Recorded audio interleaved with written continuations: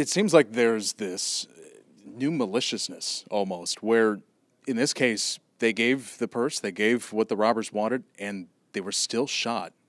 How insane is that? We've seen a brazenness in criminals that we haven't seen before.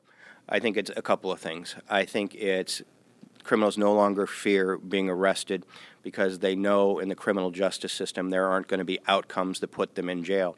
Just Friday, before all of this happened, I tweeted about an individual that we arrested earlier this year for unlawful use of a weapon, a felony, who went before a judge, pled guilty, and the judge kind of shook his finger at him and said, okay, I don't want you to own another gun.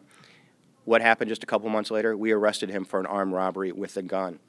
So the latest data for the last quarter from the court system, almost 2/3 of the cases for possessing a gun have ended in probation. I don't know how many times I have to say it. I don't know how many times the mayor has to say it, the prosecutor, professors.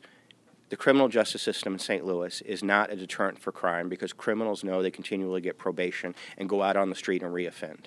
But if the judges aren't going to step up, I mean, what do you say to this man's mother who is looking at him being paralyzed for the rest of his life? What can be done if the judges aren't going to step up? Well, I think in the judges we have an opportunity because every judge in the city of St. Louis is up for retention.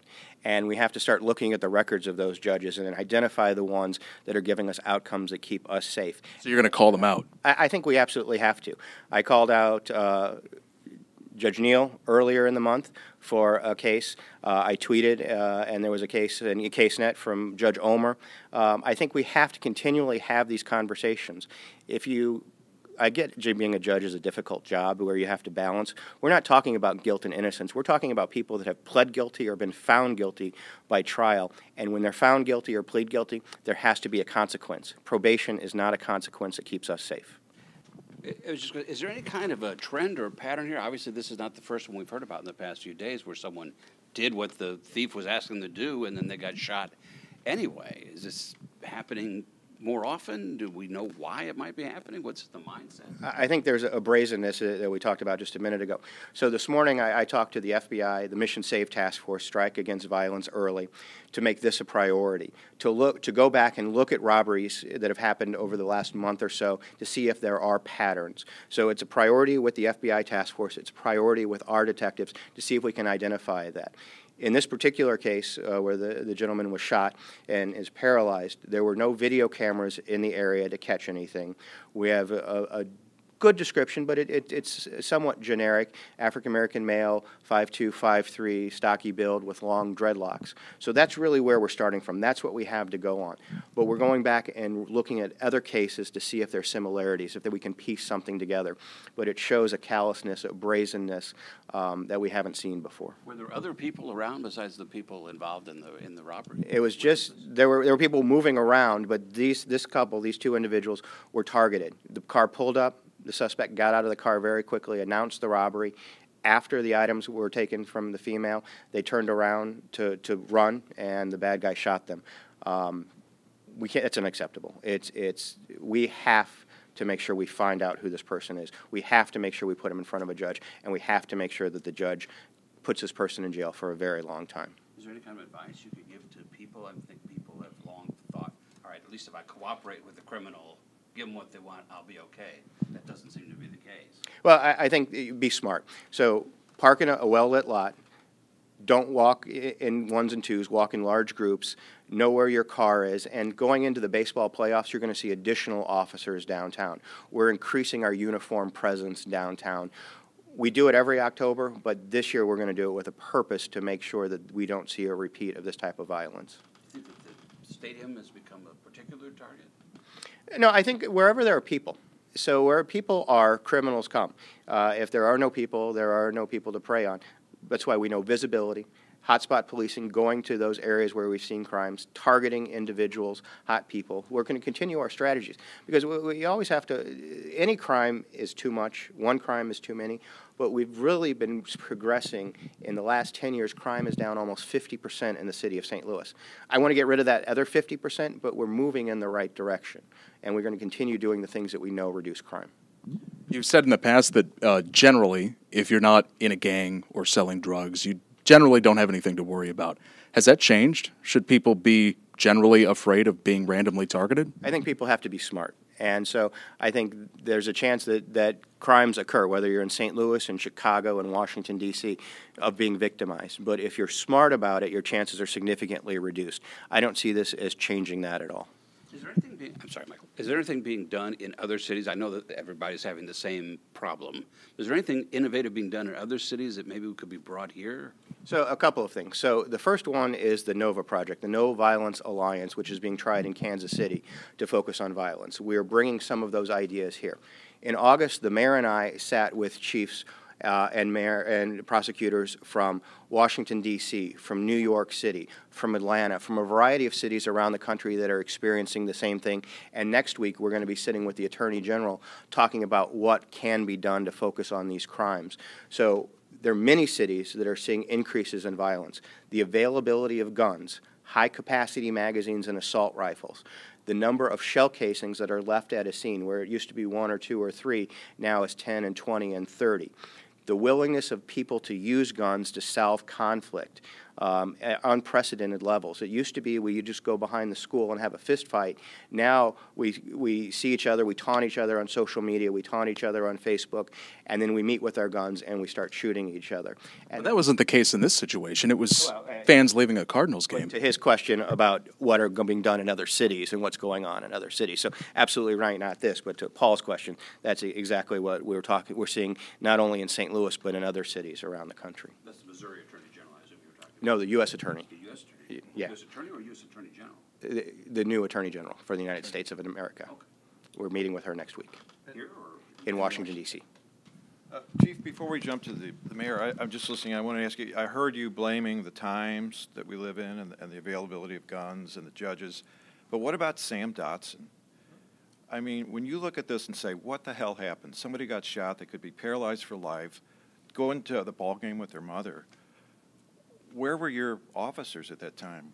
Did you have enough officers downtown when this happened? Well, you've heard the mayor and I talk about asking for 160 additional officers. I mean, we hear that all the time. On the night of the shooting, how many officers, do you know the facts, how many officers were downtown? Was it adequate coverage?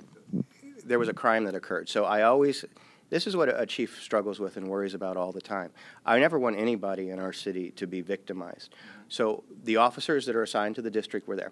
Our supplemental patrol, the dozen additional officers that we put out on Friday, Saturday, and Sunday night were downtown. It's impossible to put a police officer on every corner. There were officers that were working secondary at the ball game. There were additional officers managing traffic. There was the supplemental patrol of a dozen officers. So there were officers downtown, but an officer on every corner is not something that we can achieve. Well, what about the past emphasis when we had just car cloudings? You said we got to get these lot owners to hire secondary cops, to hire security guards. Was there anybody at this lot where there were the mug nearby? Are they upholding their end of keeping downtown safe? So I think it's an effort that everybody has to work on. You've heard me talk about the lot owners and making sure, but they're focused on their lots and the break-ins there. You've heard me talk about video cameras and technology. There were no video cameras in this area. We've canvassed the area twice looking for maybe some camera that might have caught a description of the car. So I think everybody was doing as much as they can. In some cases, we still need to do more. Do you take any blame for this, or are you going to do anything differently so it does not happen again? So you heard me talk about we are going to, as we go into playoff baseball, you're going to see additional officers downtown. October is always a busy time downtown because the Cardinals, more times than not, are in the playoffs. You're going to see additional officers starting, if there is a wild card game, next Wednesday in around the ballpark, in around downtown. What can you say to people, and this is probably a good question for the mayor as well, but since you've got the microphone on, I'll hit you with it first. What can you say to the person sitting out in the suburbs who, occasionally likes to come downtown, who's just terrified now when they see these kinds of things just beyond the pale, but they're just going to stay home? What can you say to them? So what I think we have to say is that downtown is safe, that there are police officers downtown. Random acts of violence happen in St. Louis, they happen in Chicago, they happen in New York, they happen all over the country. We need to make sure that we do everything that we can. So the police department is stepping up. The mayor has made available unlimited overtime for us to make sure we have as many officers as we can. But the whole thing, the police officers are just one piece of the criminal justice system. So you've heard us talk about, and I feel like I'm telling you that water is wet when we talk about the judges. But when 2/3 of the time that people that we arrest get probation, and the recidivism rate for that group is as high as 70%. So 7 out of 10 reoffend. If you're a police officer, don't you think it becomes frustrating when you continually arrest the same people over and over and over again? So if we didn't have to do that, there would be more officers to ride parking lots downtown, to be visible around a baseball game. Those are the things that we have to focus on. You notice the mayor and I are sitting here talking to you. The judges aren't sitting here talking to you, telling you about what their sentencing guidelines are and why they're letting more people out on probation than they're putting in jail. Just manage your time. You only have a couple minutes left. Just one other quick thing then. We haven't had a chance to talk to you since last week when, before the Public Safety Committee, your consultant, Dr. Roosevelt, suggested perhaps using some firefighters as additional manpower, perhaps in these very kinds of situations, just extra eyes and ears out there on the street. What do you think of that? I think the right idea is to hire the 160 new officers that we've been talking about. Firefighters are trained to be firefighters. Police officers are trained to be police officers. I think that was a great idea that the federal government had about making mailmen be the eyes and ears of Homeland Safety. That's not their job.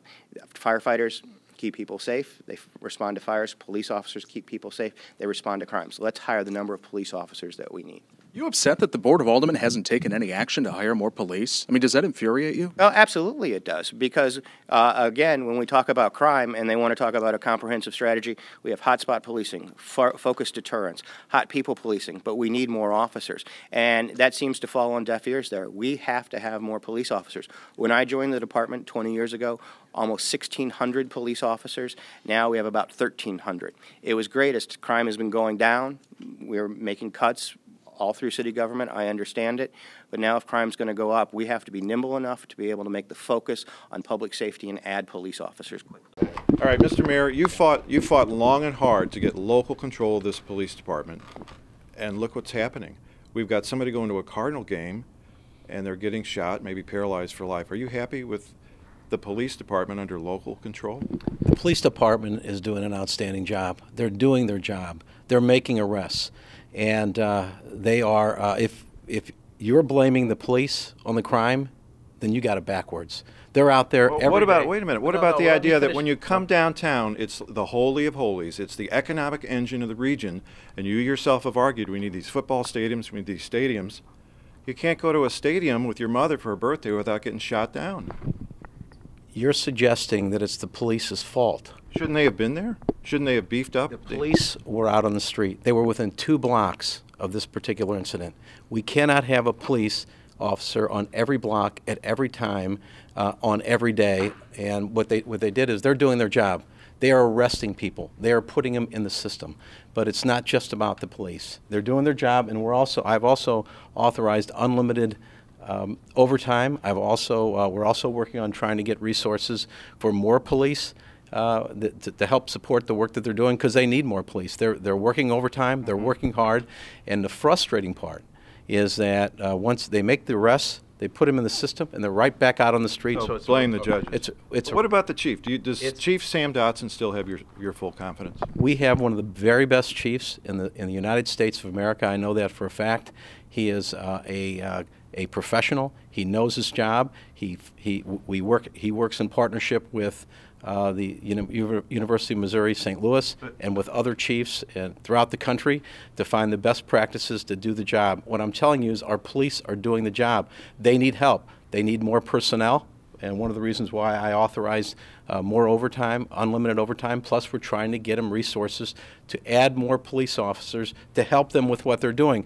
But remember, police are the last resort. And let me put it in this context. Crime has gone down in the city of St. Louis about in half over the last 10 years overall. We have seen a recent uptick, particularly on violent crime. That's something that's going on in cities all across America. And I've talked to chiefs from around the country, prosecutors as well, and nobody can really pinpoint their finger on exactly what's going on and why. But I will tell you this. Officers are reticent to make an arrest. They're a little bit timid. Do you think the officers are aggressive enough in protecting They are doing their jobs. They're making more arrests. They're putting people in the system. We need to make sure that people that are committing violent acts against innocent victims stay there. Now, this is what frustrates me. In fact, I'm beyond frustrated. I'm angry with the type of violence we're seeing, the boldness we're seeing in some of these criminals now that we haven't witnessed to this extent in a long, long time. And we're seeing cities all across America experiencing that. That's why we're going to be. That's why we were in Washington D.C. a couple of months ago, and that's why we're going to go back to Washington D.C. to talk with the Attorney General about some issues and try to get some help, more help from the federal government.